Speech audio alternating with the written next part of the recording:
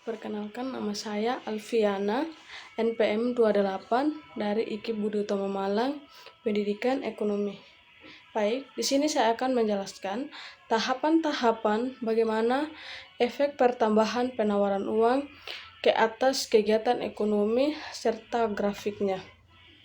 Menurut para ahli-ahli ekonomi sebelum Keynes, terutama ahli-ahli ekonomi klasik, menumpukan analisis mereka kepada efek dari perubahan-perubahan penawaran uang ke atas tingkat harga.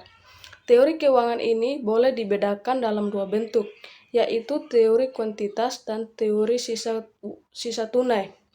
Di dalam uraiannya yang telah dibuat dengan nyata, akan dapat dilihat bahwa kedua teori tersebut mempunyai bentuk yang berbeda. Akan tetapi, pandangan pokok teori tersebut adalah sama, yakni perubahan dalam penawaran uang akan menimbulkan perubahan yang sama presentasinya dengan tingkat harga. Kenaikan penawaran uang akan menaikkan harga pada tingkat yang sama, dan penurunan penawaran uang akan menurunkan harga juga pada tingkat yang sama. Sehingga pertambahan penawaran uang sebanyak 5% akan menaikkan harga pada tingkat 5% juga. Apabila tidak terdapat perubahan dalam penawaran uang, harga juga tidak boleh berubah. Oleh karena itu, persamaan pertukaran. Di sini teori kuantitas uang biasanya diterangkan dengan menggunakan persamaan pertukaran yang dapat dinyatakan MV sama dengan PT, di mana M adalah penawaran uang, dan V adalah laju peredaran uang, dan P adalah tingkat harga, dan T adalah jumlah barang-barang dan jasa yang diperjualbelikan dalam perekonomian.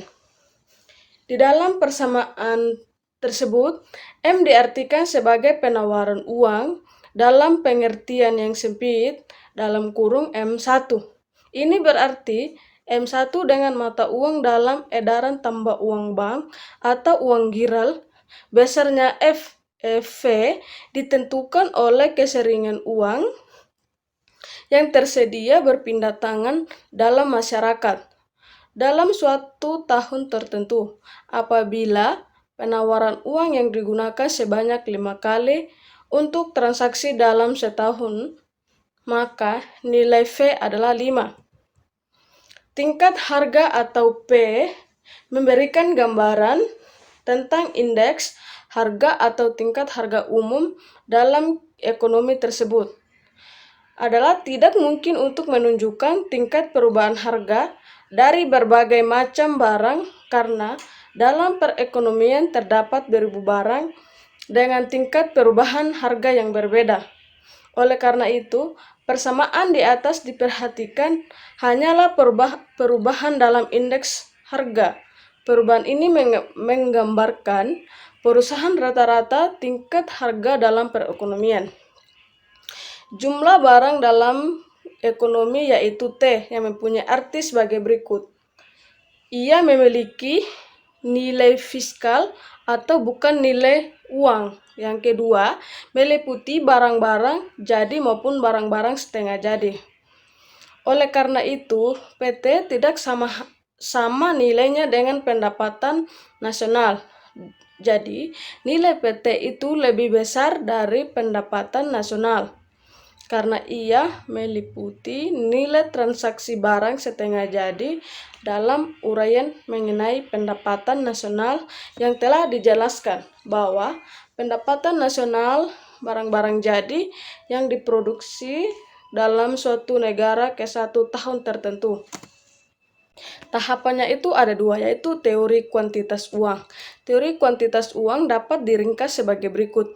Perubahan dalam penawaran uang akan menimbulkan perubahan yang sama tingkatnya ke atas harga-harga, dan perubahan kedua variabel tersebut yang ke arahnya sama apabila penawaran uang bertambah sebanyak 5%, maka harga-harga bertambah sebanyak 5%.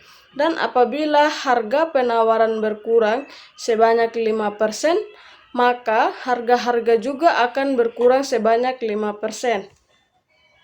Tahapan yang kedua itu ada teori sisa tunai, yang dimana beberapa tahun sebelum Irving Fisher mengembangkan teori kuantitas, seorang ahli ekonomi Inggris yakni Alfred Marshall dan Cambridge mengembangkan teori sisa tunai. Teori ini juga menerangkan sifat hubungan di antara penawaran uang dan tingkat harga. Teori sisa uang tunai, hubungan di antara penawaran uang dan tingkat harga. Teori sisa tunai mempunyai pandangan yang sama dengan teori kuantitas uang. Teori ini berpendapat bahwa perubahan dalam penawaran akan menimbulkan perubahan harga-harga yang sama tingkatnya. Teori sisa tunai diterangkan dengan menggunakan persamaan sebagai berikut, yaitu M, P, dan T yang mempunyai arti yang sama dengan M, P, dan T dalam persamaan. Dalam teori sisa tunai, K adalah bagian dari pendapatan masyarakat yang tetap dipegang dalam bentuk tunai, sekira 20% dari pendapatan yang akan dipegang masyarakat dalam bentuk tunai, maka K sama dengan 1/5. Dalam teori sisa tunai, M sama dengan KPT atau MK sama dengan PT. Sedangkan persamaan teori kuantitas adalah MF sama dengan PT. Dengan demikian, M per K sama dengan MV atau K1/V. Baik, di sini saya akan menjelaskan permintaan uang dalam grafik. Yang dimaksud dengan permintaan uang adalah jumlah yang diminta oleh masyarakat untuk ketiga tujuan memegang uang, yaitu tujuan transaksi, tujuan berjaga-jaga, dan tujuan spekulasi. Baik, di sini saya akan menjelaskan permintaan uang dalam grafik. Kurva MTP dalam gambar A adalah kurva permintaan uang untuk tujuan transaksi berjaga-jaga. Seperti telah diterangkan, permintaan uang untuk transaksi berjaga-jaga ditentukan oleh pendapatan masyarakat atau pendapatan nasional. Sifat hubungan ini yang ditunjukkan dalam gambar tersebut, sumbu datarnya menunjukkan jumlah uang yang diminta, dan sumbu tegak menunjukkan pendapatan nasional. Kurva MTP bergerak dari bawah kiri ke kanan dan berpula dari titik original. Kurva seperti ini berarti semakin tinggi pendapatan nasional, semakin tinggi permintaan uang untuk transaksi. Maka, ketika pendapatan nasional yang permintaan uang adalah MA dan ketika pendapatan nasionalnya YB, permintaan uang adalah MB. Sifat hubungan ini digambarkan dalam bentuk kurva MTP. Itu adalah grafik dari permintaan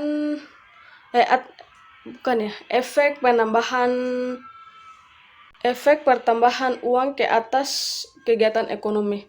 Baik, di sini saya akan menjelaskan soal nomor 2. Baik, di sini saya akan menjelaskan apa itu neraca pembayaran.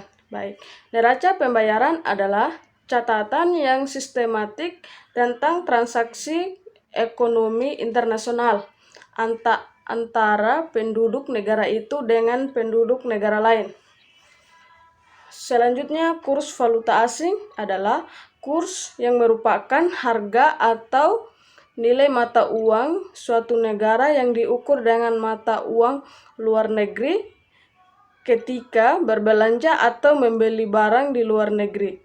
Intinya, kurs itu merupakan nilai tukar, sedangkan valuta asing merupakan nilai mata uang negara lain. Jadi, hubungan antara kurs valuta asing yaitu rasio nilai antara mata uang domestik dengan mata uang lainnya. Dengan kata lain, kurs menunjukkan perbandingan nilai antara dua mata uang yang berbeda.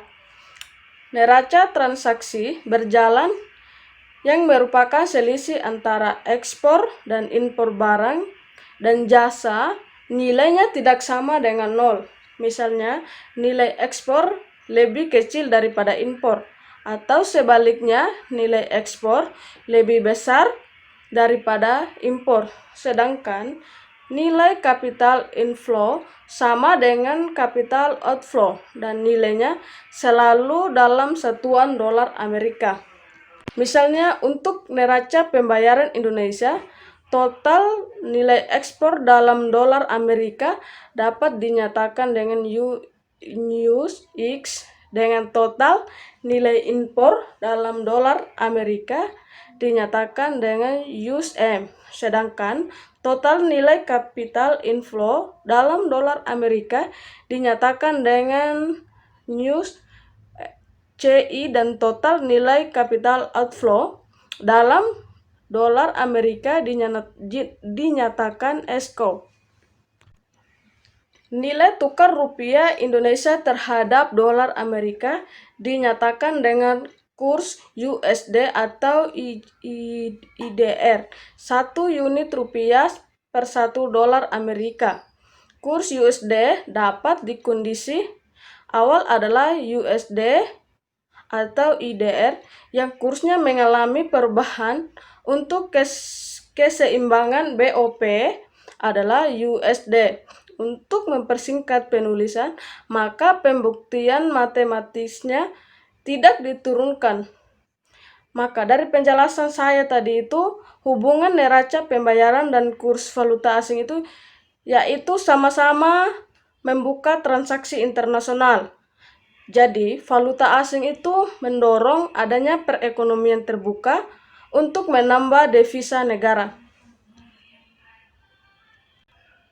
Baik, saya akan melanjutkan soal nomor 3.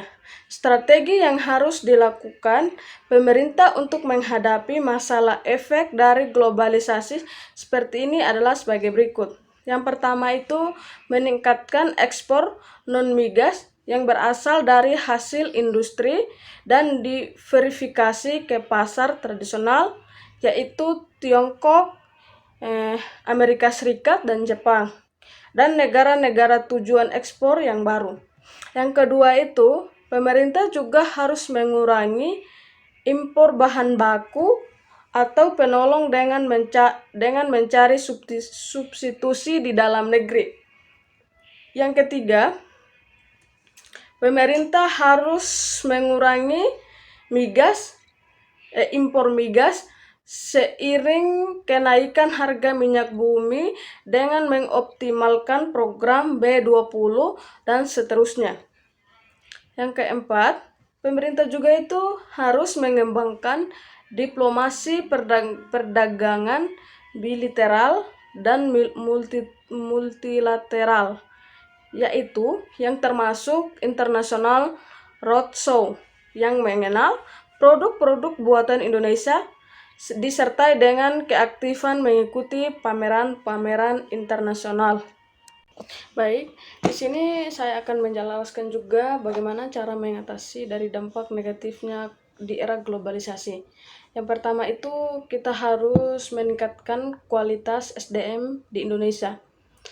Dampak negatif globalisasi itu merupakan sebuah realita yang tak mau harus dihadapi bila bangsa Indonesia ingin tetap hidup sebagai bangsa yang berdaulat di dunia ini. Cara untuk menghadapi dampak negatif globalisasi yaitu dengan mempersiapkan diri sebaik-baiknya melalui pendidikan. Melalui pendidikan yang optimal, bangsa Indonesia dapat menguasai ilmu pengetahuan dan teknologi, sehingga yang bersaing di dunia internasional. Yang kedua, meningkatkan kualitas nilai keimanan dan moralitas masyarakat. Yang ketiga, mendorong dan mendukung upaya memperjuangkan keadilan antara bangsa.